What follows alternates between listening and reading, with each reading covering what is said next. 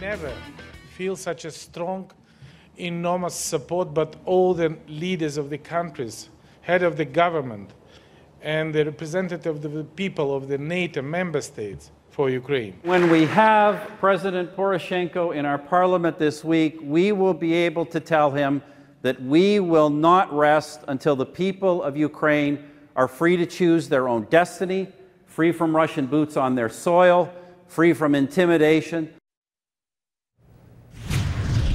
Another brewing bromance for Prime Minister Stephen Harper. As a close friend and ally to Canada, the President of Ukraine, Petro Poroshenko, touches down on Canadian soil. For more on that, I'm joined by our Sun News contributor Faith Goldy and Paul Hong, who's a former senior advisor to three ministers of foreign affairs. Both nice to see both of you. Thank you for being here. Thank you. Paul, let me start with you. Tell me about the significance of today's visit from Petro Poroshenko. Well, I think it helps build on Canada's close relationship to Ukraine and the visit that Prime Minister Harper did to Ukraine for President Poroshenko's inauguration. It also builds on Canada's significant support to the Ukrainian people that goes across the spectrum of political, military to neighboring countries, as well as economic support. So I think this is a good milestone, and it helps to solidify that Canada, historically, we were the first country to recognize Ukrainian independence in 1991, and this just further builds on that leadership that we're showing internationally. And we're going to talk more in the next segment a little bit more about the sanctions, Faith, but expand more on what Paul was just saying as far as the significance of this goes. Clearly, Prime Minister Harper has taken a number of what we've all referred to as principled positions when it comes to Ukraine and when it comes to Israel. We can't say that about all of the political leaders in our country, but that said, what do we sort of see as a reaction from the Libs and the NDP on this? Well, I think, as Paul mentioned, this is not just, a partisan thing, though I should say that this special relationship between Ukraine and Canada has been really, the torch has been held by the Conservative Party throughout history. Deef the Chief, Prime Minister, the 13th Prime Minister, Diefenbaker was the one who told off Khrushchev in defense of, as he put it, those freedom-loving Ukrainians, okay, despite all of the advice of his, diplomat friends and the rest of it. Mulroney, the first Western leader to acknowledge Ukraine's independence. So again, we have, yes, a conservative, but a Canadian prime minister who is coming to bat. And I should say, he was the only G7 leader who was at the inauguration. I actually flew there as part of the PM's press gallery. That was back in June. He was the first one to get John Baird, Paul's old boss, John Baird's boots on the ground in the Maidan in Kyiv, long before John Kerry arrived. And we have seen really Stephen Harper leading the charge among, yes, this elite group of G7, but also within the larger community of NATO countries, stepping up sanctions and also supporting them with a non-lethal military aid as well. Of course, and the Prime Minister, Paul, reaching out to Petro Poroshenko, inviting him personally to come. What do you expect his address to Parliament? What will it cover?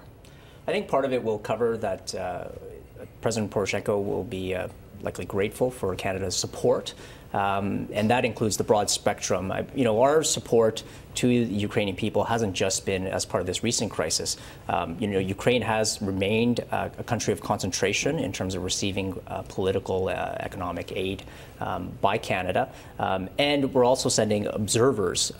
We sent 300 for President Poroshenko's election, and there will be another 300 going. So I think his coverage will probably show that broad historical aspect, as well as he will address the current crisis that has been ongoing, that has claimed the lives of over 3,000 individuals and displaced tens of thousands of people in Ukraine. I'm glad you touched on that, Paul, because we have not given ground troops over to fight against the Russian rebels, Faith. Is there going to be something along those lines coming out of Petro Poroshenko today, a plea to the Canadian government and to the Canadian people that we need some military support? Poroshenko has been consistent, though not, some might say, firm, which is to say this: we'd like some hard assets. We've got our old Soviet, essentially pillaged arsenal over here. You'll recall that ousted President Yanukovych really skimmed the fat off the top of that arsenal, and it pales in comparison to the Russians. So what the Ukrainians have been asking for is aid in so far as hard assets go, but not when it comes to boots on the ground. They're saying our men will do the fighting, but we do need new equipment. And I mean, it's valid. But I want to make one more point about today's visit, because there is some sexy politics going on behind the scenes. President Barack Obama invited Poroshenko to come over, and he will actually be visiting Washington tomorrow. Stephen Harper, after the fact, said, hey, you're going to be across the pond. Why don't you come over to Canada as well? And President Poroshenko deliberately put our visit before that of the Americans, saying here, yes, indeed, we do have a special relationship with this country. Yeah, we have for quite some time. You know, I grew up in Western Canada with a large diaspora, of course, of Ukrainians in Saskatchewan and Manitoba. But they're everywhere across this country, and they've been a significant part of our community for so many years.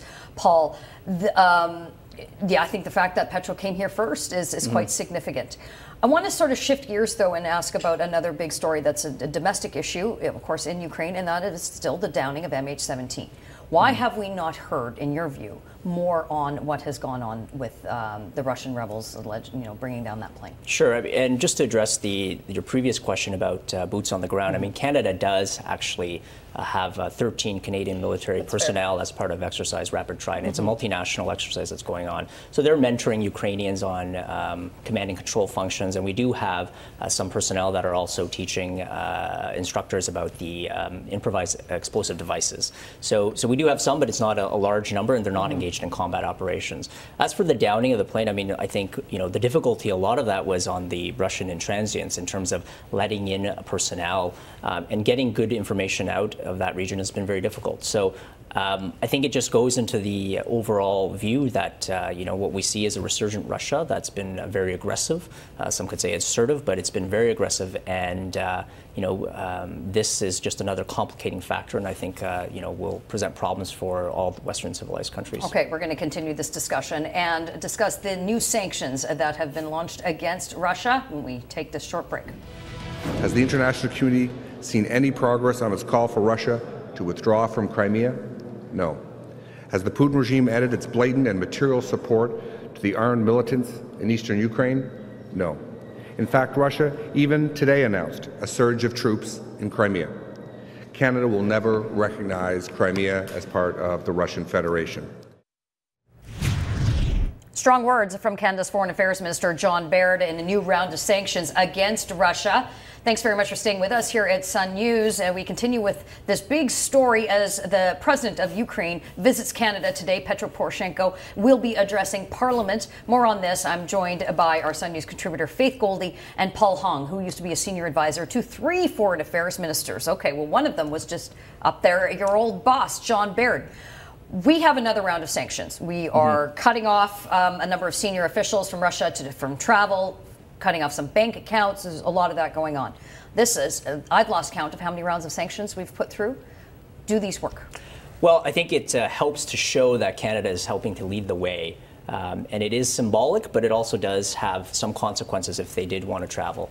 In total, we've applied over 180 individuals and entities with sanctions. Some of this began very early on at the request of the new Ukrainian government through the Corruption of Foreign Affairs Act, and the others have been through the Special Economic Measures Act. So while there may not be a large number of Ukrainian officials with assets or wanting to travel to Canada, I think what we're showing is that symbolically we're also demonstrating leadership. It should also be noted that our sanctions are very much in line with what our allies are doing with the Europeans and the Americans. So I think combined in total, these do have an effect. Probably the European sanctions will bite quite hard as well in terms of the loans and issues like that with Russian state-owned entities. Well, there's still a plethora of countries out there that are prepared to work with Russia and arm them. $3.5 billion deal just done with Egypt, Faith. So it's not like we're cutting off the supply of arms or the Russians to be getting